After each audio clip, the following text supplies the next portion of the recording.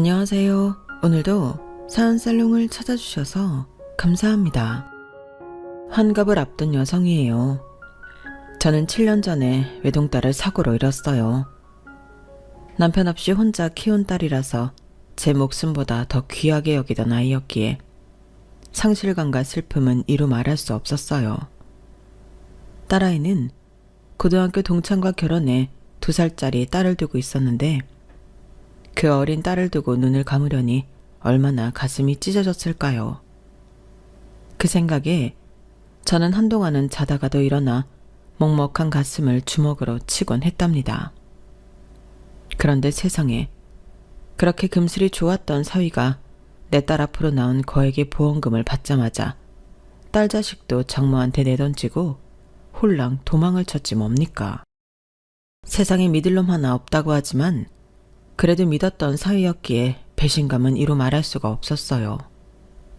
하루아침에 딸도 잃고 사위는 도망가고 밤마다 제 엄마를 찾는 손녀딸을 떠안게 된 저는 정말이지 살아갈 희망조차 없었어요. 내 인생이 왜 이리 기구한 건지 한숨만 나오는 나날이었죠. 그런데 1년 만에 집 나간 사위를 찾았지 뭡니까. 그럼 지금부터 내 딸 사망보험금을 들고 집 나간 괘씸한 사위놈의 이야기를 전해드리겠습니다. 이혼을 앞둔 부모가 가장 걱정하는 것 중 하나가 바로 자녀 문제일 거예요. 8년간의 결혼 생활을 끝으로 이혼을 결심했던 저 역시도 우리 딸 때문에 이혼이 망설여졌어요. 신혼 초부터 시작된 시어머니의 도를 넘는 간섭과 남편의 잦은 외도, 그리고 급기야 시작된 폭력까지.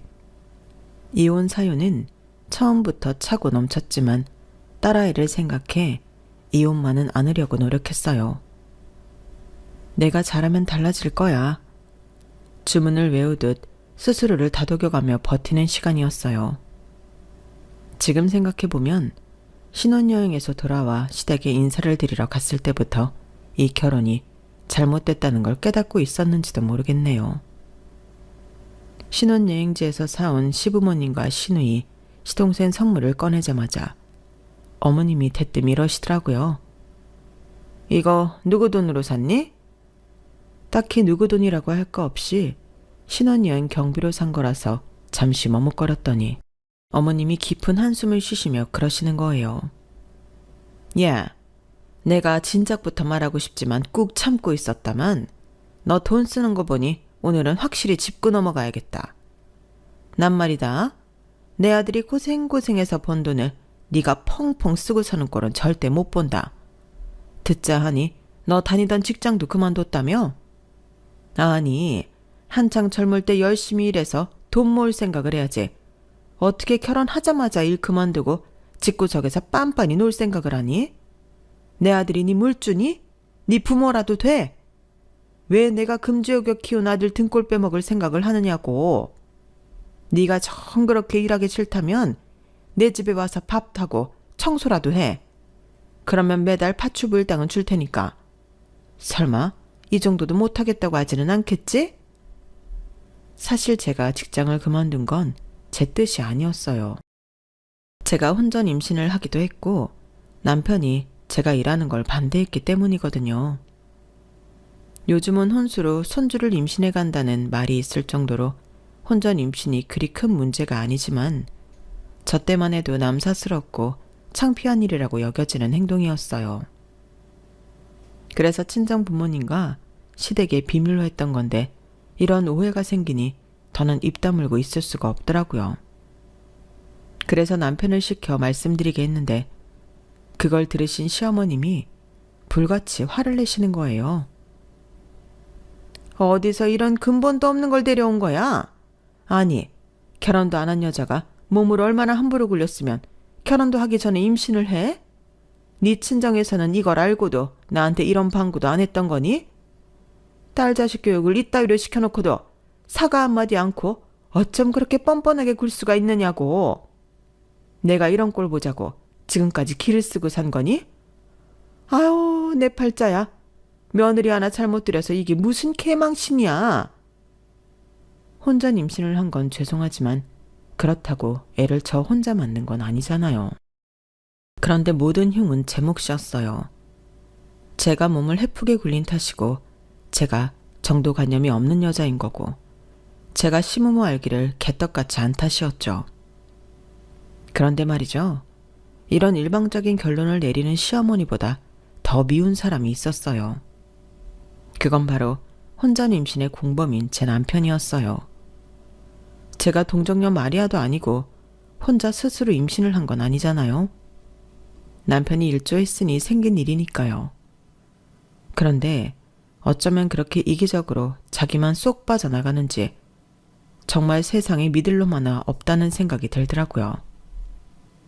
어머님이 제게 원색적인 비난을 퍼붓는데도 말 한마디 거드는 것도 없고 남의 일인 양 자기는 자리에서 일어나 딴전을 부리더라고요.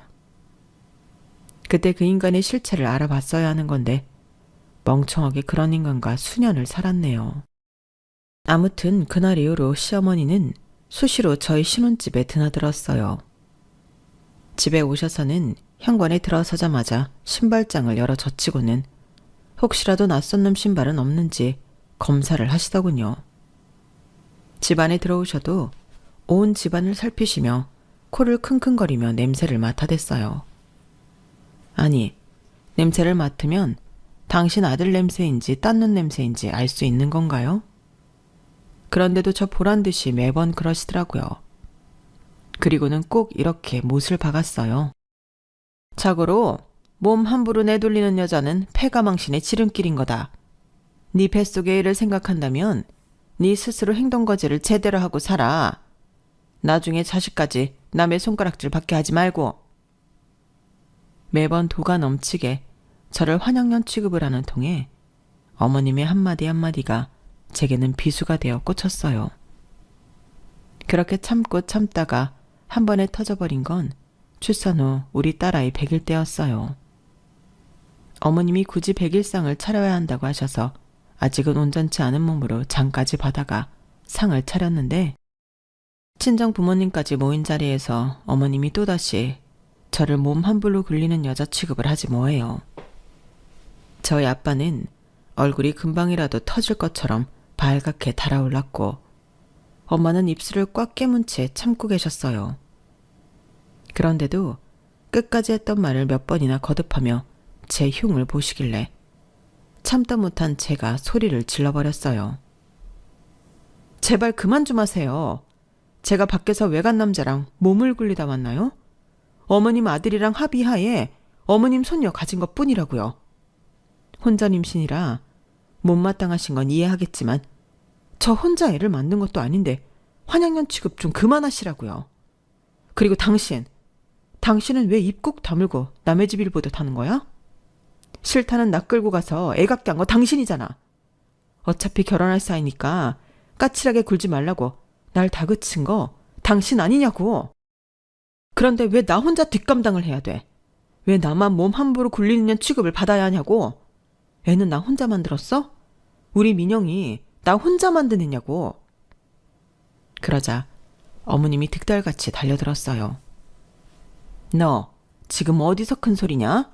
어른들 앞에서 어디 큰 소리야? 니네 집에선 가정교육을 그렇게 받았어? 위아래 없이 함부로 굴라고 배웠느냐고. 세상에. 이래서 집에 여자를 들일 땐 조심해야 한다고 그러는 거다. 어떻게 이런 걸 집에 들여선 나를 이렇게 개망신을 당하게 해?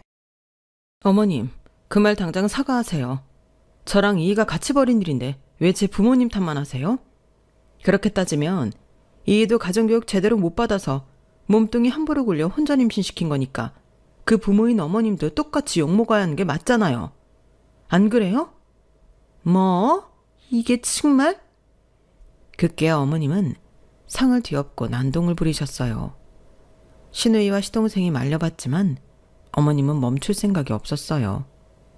아주 6.25 때 난리는 난리도 아니었어요.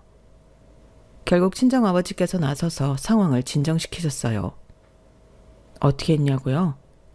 모두가 보는 앞에서 제 남편 뺨을 치셨어요. 그리고는 참았던 말을 쏟아내셨죠. 당장 이혼해. 자기 한 사람 보살필 줄도 모르는 놈한테 더는 내 딸을 맡길 수 없다.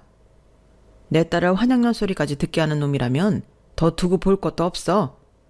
넌 가장 자격도 없는 놈이야. 사부인도 당장 사과하세요. 그동안 내 딸한테 그런 천박한 소리 했던 거 사과하시라고요. 안 그러면 나도 사부인 아들을 주먹으로 교육할 테니까 어쩌시겠습니까? 사과하시겠습니까? 안 하겠습니까?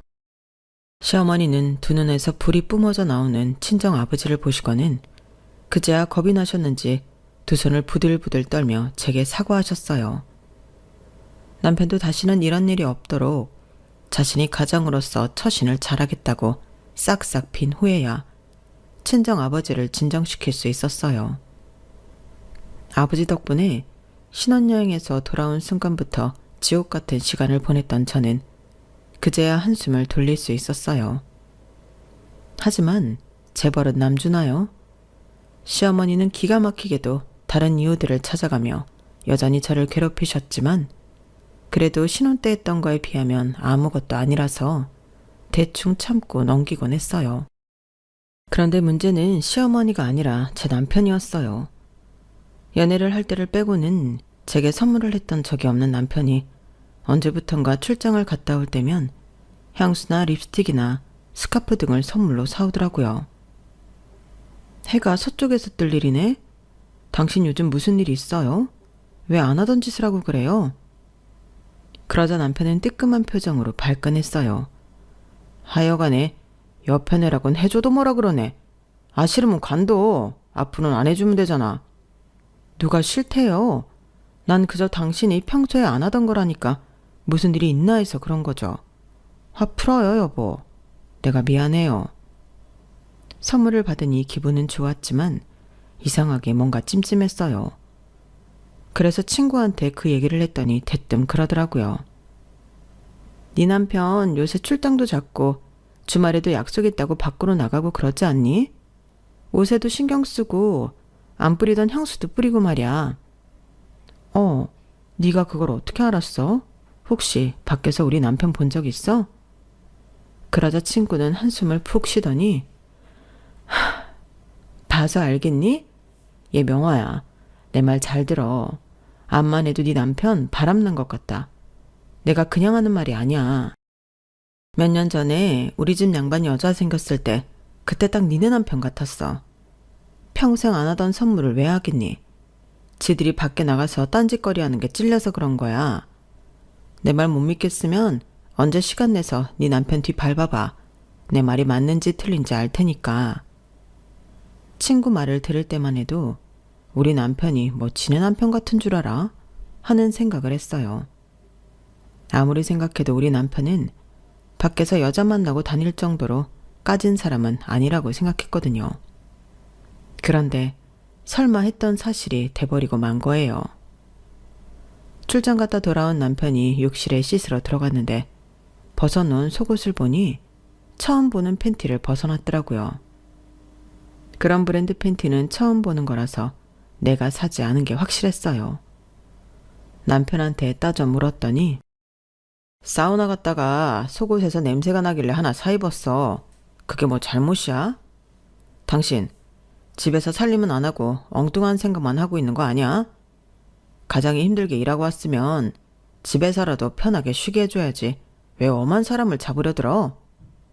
그렇게 의심되면 내일부터 당신이 나 따라다니면 되겠네. 어떻게 사무실에 당신 자리 하나 만들어줘? 됐어요. 못 보던 속옷이길래 어떻게 된 건지 궁금해서 그랬어요. 말은 그렇게 했지만 그때부터 남편을 의심하기 시작했어요. 그리고 며칠 뒤 일전에 통화했던 친구와 함께 남편 뒤를 밟기 시작했어요. 제가 뒤를 밟고 있다는 걸 안 건지 남편은 일주일이 다 되도록 별다른 짓을 벌이지 않더라고요. 그래서 한시름 놓고 있었는데 뜻밖의 인물한테서 연락을 받게 된 거예요. 그건 바로 시어머니였어요. 야, 넌 근처까지 왔으면 집에 들렀다 가지 인사도 않고 바로 가버린 거니? 왜? 내가 너 보고 뭐라고 할까봐 도둑놈처럼 몰래 도망친 거야? 네? 그게 무슨 말씀이세요? 제가 언제 도망을 가요? 얘 좀 봐라. 끝까지 우리 발이네? 너 어제 우리 동네 왔었잖아. 내가 내 아들 차도 몰라볼까봐 그래? 우리 동네 땡땡 저수지 앞에 있는 유명한 찻집에 상훈이랑 같이 왔었잖아. 차만 떡하니 세워놓고 어디를 간 건지 한참을 기다려도 안 나오길래 그냥 돌아왔다. 보조석에 핸드백 놔둔 것까지 다 봤으니까 발뺌할 생각하지 마. 설마 했는데 남편의 불륜은 사실이었던 거예요. 게다가 다른 사람도 아니고 어머님이 당신 아들 불륜 현장을 잡아서 며느리한테 알려준 셈이니 웃어야 할지 울어야 할지 모르겠더라고요. 어머님 말씀대로 보조석에 여자 핸드백까지 있었다니 확실한 증거였으니까요. 그 후 흥신소 사람을 붙여 남편 뒤를 조사시켰더니 같은 회사 여직원이랑 1년 넘게 만나온 사이라는 걸 알 수 있었어요. 그 일로 남편과 사니 못 사니 난리를 피웠고 남편이 다시는 그런 일 없을 거라고 각서까지 쓰고 여직원은 따로 결혼할 사람이 있다면 저만 입을 다물어주면 회사도 그만두고 앞으로는 내 남편 앞에 얼씬도 안 하겠다고 해서 참고 넘어가 주기로 했어요. 하지만 한 번이 어렵지 2번, 3번은 쉽다고. 그 후로도 남편은 여자 문제를 일으켰고 결국 이혼을 결심하게 되었어요. 남편의 마지막 불륜 때는 이미 이혼을 결심한 상황이어서 두 연놈을 간통으로 고소했기 때문에 자연히 이혼까지 이어지게 되었어요. 남편이 여자 문제를 일으킬 때마다 딸아이를 생각해서 참고 넘겼는데 이놈의 인간이 지가 무슨 짓을 해도 내가 이혼을 안 할 거라고 확신을 했는지 날이 갈수록 더 가관이더라고요. 게다가 부모가 매번 이런 일로 싸우는 모습을 보이는 게 딸아이한테는 교육적으로도 안 좋을 것 같아서 이혼을 하게 됐어요. 결심을 하기까지 8년이나 걸렸지만 막상 하고 보니 그동안 뭐하러 참고 살았나 싶더라고요. 물론 딸아이 입장에선 아빠 없이 살아야 하니 여러모로 힘들겠지만 그래도 밖에서 딴짓하는 아빠가 있는 것보다는 그리움을 가지고 떨어져 사는 게 낫겠다 싶었어요. 다만 딸아이한테는 우리가 왜 이혼을 했는지 그 이유는 비밀에 붙였어요. 나한테는 죽일로 밀지언정 딸아이한테는 그런 아빠로 기억되게 하고 싶지 않았거든요. 하지만 하늘 아래 비밀은 없다고 제가 모르는 사이 딸아이도 지 아빠가 어떤 사람이었는지 알게 됐던 모양이에요. 정확히 누가 얘기를 해줬는지는 모르겠지만 제 친정 식구들을 통해 들었을 거라고 짐작해요. 대놓고 아이한테 말은 안 했을지 몰라도 말이죠. 그래서 그랬는지 딸아이는 자라면서 단 한 번도 제게 아빠가 보고 싶다는 말을 하지 않았어요. 그래서 딱히 아빠에 대한 그리움이 없나 보다 했는데 그건 아니었더라고요. 딸아이는 고등학생 때부터 같은 반 남자아이 하나랑 단짝처럼 친했는데 그 아이한테는 자기 속 얘기를 곧잘하곤 했던가 봐요. 우리 딸이 그렇게 믿고 의지했던 친구는 다름 아닌 사위였어요. 사위는 우리 가정보다도 복잡한 가정사를 가지고 있었어요. 어릴 때 부모님이 이혼을 해서 엄마랑 둘이 살았는데 몇 년 뒤 엄마가 재혼을 하는 바람에 아빠한테 와서 살게 됐던가 봐요. 아빠 역시 재혼을 해서 가정을 이루고 있는 상황이라서 사위는 새엄마 입장에서 눈에 가시였을 거예요. 거기까지만 해도 충분히 힘들었을 텐데 고등학교 1학년 때 아빠마저 세상을 떠나셨다더군요. 새엄마라는 사람은 남편이 남긴 유산을 제 사위와 나눠야 했지만 그러기 싫어서 데리고 살았던가 봐요. 말이 데리고 사는 거지 애 교복 한 번 빨아주지 않고 따뜻한 밥 한 끼 차려주지 않았으니 한 집에 사는 이웃이나 다를 바 없는 상황이었어요. 제 딸은 그런 사위가 가여웠는지 저희 집에 데려와 밥도 같이 먹고 공부도 같이 하곤 했어요. 그러다 집에 마땅히 먹을 만한 게 없을 때면 당시 제가 하던 김밥집에 사위를 데려와서 같이 끼니를 해결하곤 했어요. 부모의 이혼으로 아픔을 가진 공통점 때문이었을까요?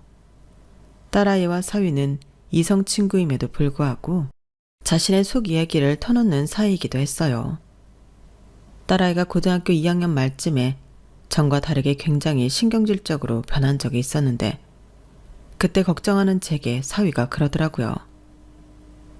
실은 얼마 전에 민정이한테 모르는 번호로 전화가 왔었는데요.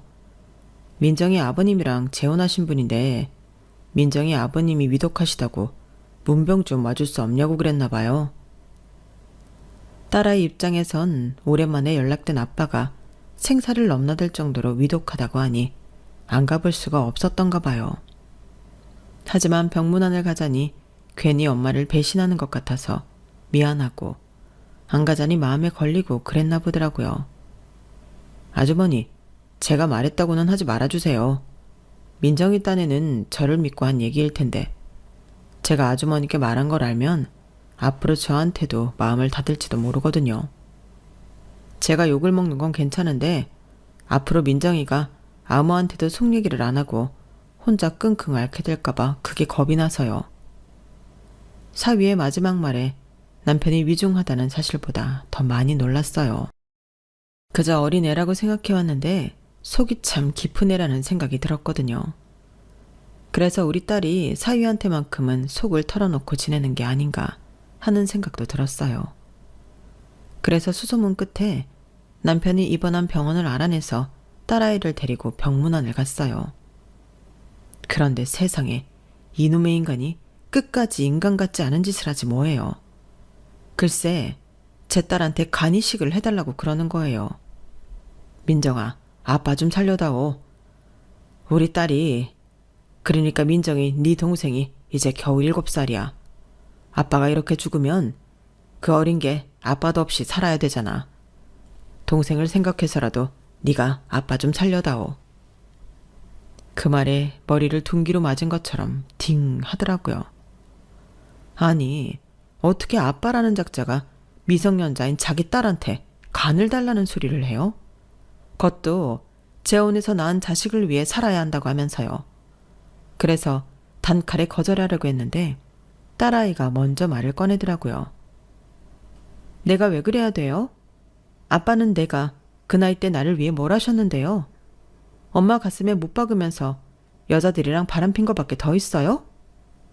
나도 아빠 없이 자랐지만 이렇게 잘 자랐어요. 모르긴 해도 7살짜리 아빠 딸도 아빠 없이 잘 자랄 수 있을 거예요. 그러니까 괜한 걱정 마시고 앞으로는 이런 일로 아줌마 시켜서 나한테 전화하지 마세요. 귀찮고 싫어요. 100번 전화해도 나 아빠한테 내가 안 줘요. 우리 엄마한테 주는 거라면 100번 1000번 주겠지만. 엄마, 나 정훈이랑 시험 공부해야 되니까 집에 가자.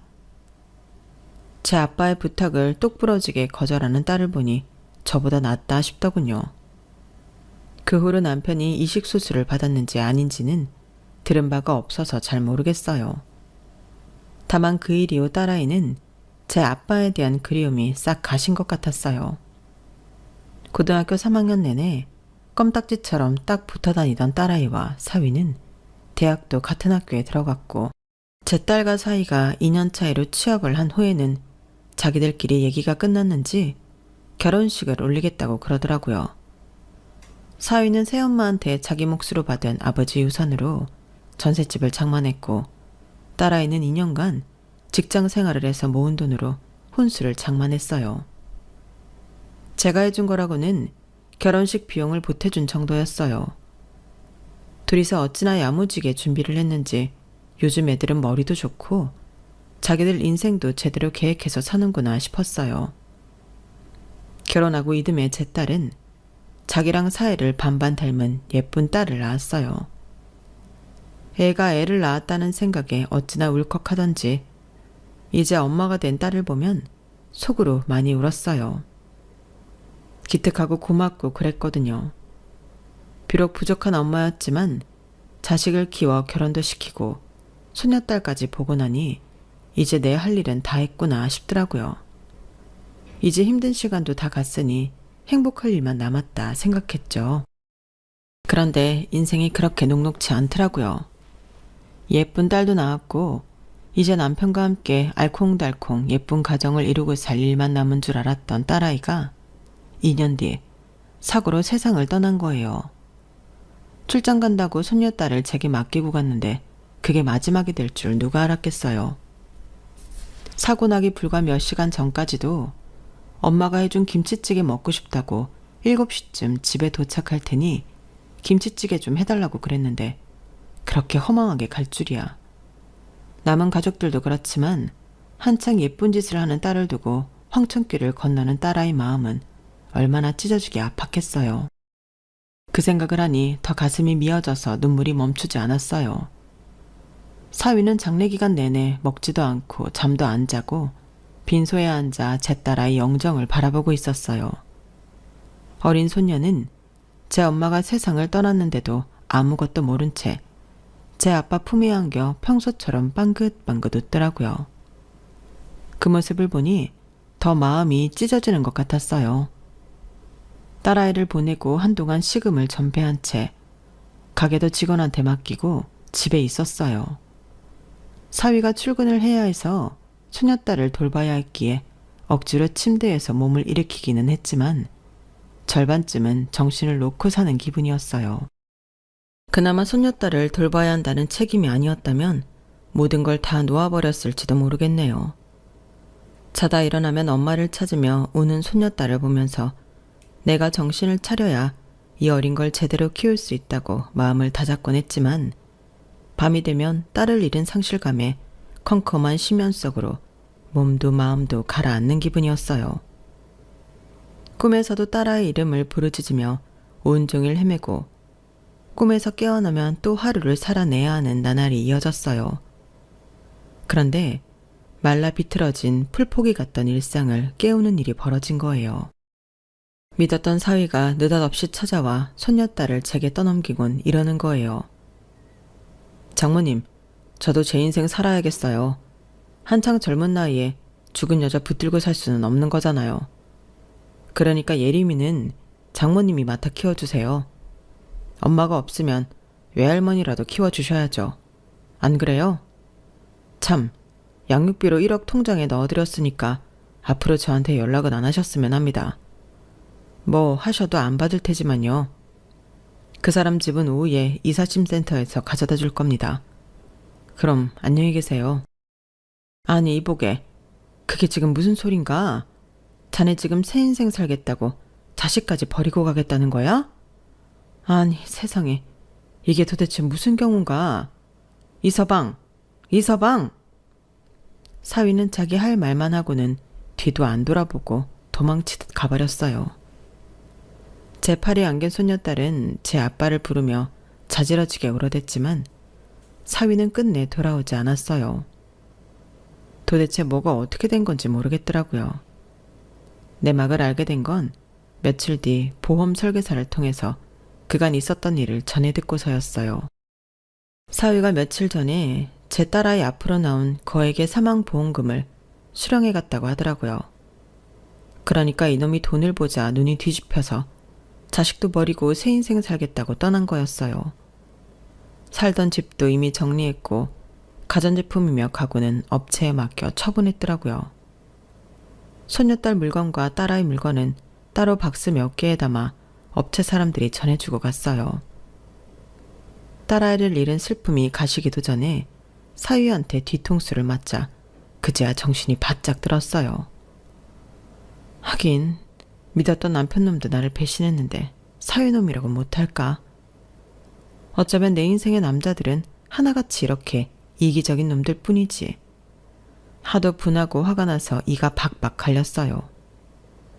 사위가 집을 나가고 손녀딸을 키우며 살게 된 저는 하루하루 독을 쓰며 살았던 것 같아요.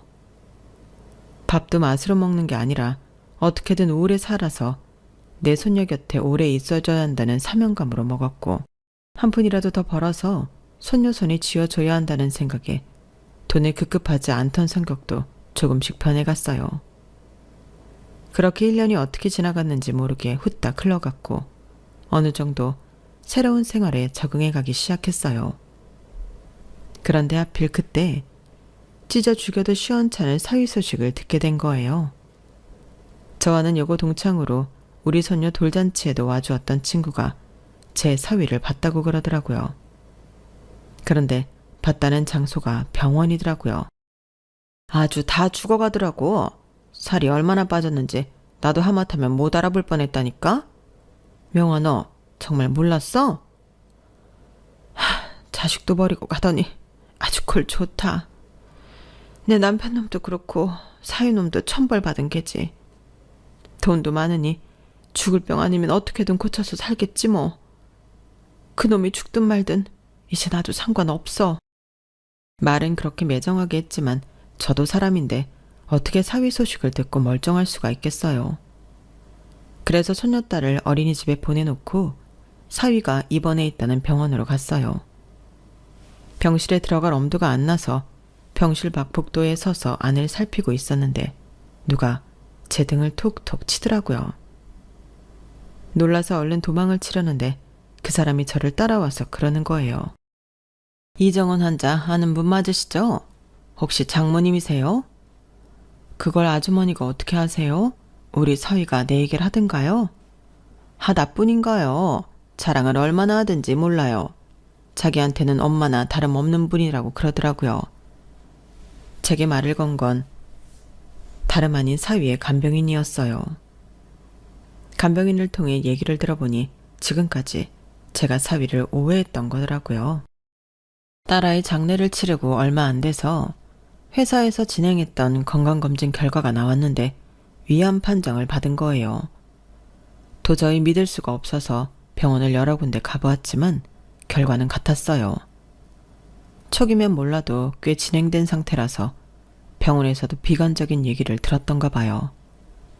제가 딸을 잃은 지 얼마 안 됐는데 사위까지 잘못되면 너무 힘들어할까봐 사위는 그런 방식으로 우리 곁을 떠났던 거예요. 가진 돈을 다 주고 가면 제가 의심할까봐 돈에 눈이 멀어 자식도 버리고 떠나는 나쁜 놈으로 보이려고 일부러 돈까지 싸매고 갔던 거죠. 어차피 자기가 죽으면 그 재산은 딸아이한테 고스란히 가게 될 테니까요. 간병인을 통해 그 얘기를 듣는데 가슴이 꽉 막히는 것처럼 숨을 못 쉬겠더라고요. 이렇게 착하고 불쌍한 내 사위를 그렇게 미워하고 저주했으니 말이에요. 간병인 손을 잡고 한참을 오열한 저는 눈물을 닦고 사위 병실로 갔어요. 저를 본 사위는 놀란 표정으로 어쩔 줄 몰라 하더라고요. 그러는 와중에도 엉망이 되어버린 자신을 못 보게 하려고 얼굴을 감추는데 그 모습에 더 가슴이 무너졌어요. 이서방, 그러지 마. 그러다 주사바늘이라도 빠지면 어쩌려고 그래. 내가 안 볼게. 안 볼 테니까 제발 그러지 마. 불쌍한 우리 정훈이 네가 어쩌다 이런 몹쓸병에 걸려서 이런 꼴로 숨어 있는 거야. 아프면 아프다고 하지 왜 그 모진 소리를 하고 여기서 이러고 숨어 있냐고. 정훈아, 엄마는 괜찮으니까 아프면 참지 말고 소리도 지르고 짜증도 내고 그래. 엄마가 우리 사위 옆에서 있어줄 테니까. 장모님, 이러지 마시고 가세요. 저 나쁜 놈이에요. 돈 때문에 자식도 버리고 장모님도 버리고 나 혼자 잘 살겠다고 뛰쳐나온 나쁜 놈이라고요. 그런 놈이 병좀 걸렸다고 동정하실 필요 없어요. 그러지 말라고요. 이놈아, 내가 네 속을 모를 줄 알아? 나 힘들까봐 일부러 그러는 거 내가 모를 줄 아냐고. 더는 거짓말 안 해도 돼. 다 아니까 안 그래도 된다고. 정훈아, 우리 그냥 편하게 흘러가는 대로 살자. 더는 속에도 없는 말로 나 밀어낼 생각 말고 아픈 너는 아프면 아프다고 투정도 부리고 억울하다면 억울하다고 울고불고 해. 엄마가 다 받아줄게. 사위도 자식인데 내가 왜 그걸 못 받아주겠니? 게다가 네가 나한텐 그냥 사위니? 넌 내 아들이나 친배 없잖아. 생각해보니 우리 민정이가 널 나한테 맡기려고 널 내 사위로 데려온 모양이다. 불쌍한 놈 나라도 지켜주라고. 그래서 데려온 모양이야. 그러니까 엄마한테 의지하고 우리 같이 암이랑 싸워보자. 방송에도 종종 나오지 않든 병원에서 못 고친다고 하는 병도 기적처럼 이겨내는 사람들 말이다. 우리한테도 기적이 없으리란 보장은 없는 거잖니? 그러니까 싸워보자. 혼자 외롭게 싸우는 것보다 같이 싸우는 게 더 힘이 나지 않겠어?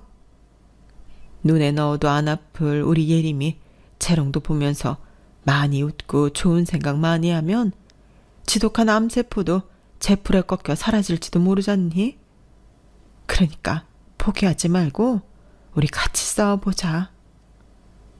결국 사위는 저를 끌어안고 펑펑 울었어요. 풍채 좋던 녀석이 1년 사이 꼬챙이처럼 말라서는 뼈만 앙상한 걸 보니 억장이 무너지는 것 같았어요. 하지만 제가 그런 티를 냈다가는 사위가 더 힘들어할 것 같아서 이를 악물고 꾹 참았네요. 얼마 뒤 사위는 퇴원해서 저희 집으로 들어왔어요. 병원에서도 딱히 치료할 게 없다고 차라리 가족들 품에서 지내는 게 나을 것 같다고 했거든요. 그 말은 돌려 말하면 가망이 없다는 뜻이었겠지만 그래도 우리는 쉽게 포기할 수가 없었어요. 아직 살아있으니까요. 죽지 않고 살아있는데 어떻게 목숨을 포기해요? 그래서 사위를 데려온 그날부터 저는 암투병에 관련된 책이며 방송이며 완치에 도움이 된다면 그게 뭐든 간에 다 찾아보면서 본격적으로 사위의 투병 생활을 도왔어요. 식단도 바꾸고 운동 스케줄표도 만들어서 나름 체계적으로 투병 생활을 이어나갔어요. 그렇게 1년이 지나고 2년이 지나고 병원에서 예상했던 생존 기간보다 훨씬 더 긴 시간을 살아내면서 조금씩 완쾌에 대한 기대감이 높아졌어요. 그리고 드디어 5년 만에 사위는 완쾌 판정을 받으면서 암 투병을 끝낼 수 있었답니다. 담당 의사를 만나 완쾌 결과를 듣던 순간 사위도 저도 기뻐서 눈물을 얼마나 쏟았나 몰라요. 죽은 사람이 살아 돌아온 기분이랄까요? 그동안 힘겨워하는 사위를 볼 때마다 속으로 딸아이한테 기도를 했었거든요. 이거사, 네가 그렇게 빨리 갔으면 최소한 사위는 내 곁에 남겨줘야 하는 거 아니니? 예림이를 생각해서라도 정훈이까지 데려가면 안 되는 거잖아. 그러니까 네가 좀 도와줘. 네 남편 우리 곁에서 오래오래 살 수 있도록 네가 좀 도와줘. 엄마가 돼서는 죽은 딸한테 이런 부탁을 하는 게 미안하기는 하지만 그래도 어쩌겠어요. 산 놈은 살리고 봐야죠. 딸아이가 도왔는지 어쨌는지는 모르겠지만 사위도 저도 이게 다 우리 딸이 도와준 덕분이라고 생각하고 있답니다. 뭐가 됐든 서울만 가면 되니까요. 이번 일을 겪고 나니 세상에 두려울 게 없네요. 죽음과도 싸워 이겼는데 뭔들 두렵겠어요. 그러니 앞으로 남은 인생은 사위랑 손녀딸이랑 야무지게 행복 찾아먹으며 살 생각입니다. 많이 응원들 해주세요. 지금까지 제 사연을 들어주셔서 감사합니다. 건강이 최고죠. 건강하시고 더 행복하세요. 여러분, 사연 댓글에 응원과 현명한 조언 부탁드려요. 좋아요와 구독은 저에게 큰 힘이 됩니다. 오늘도 좋은 일 가득하세요.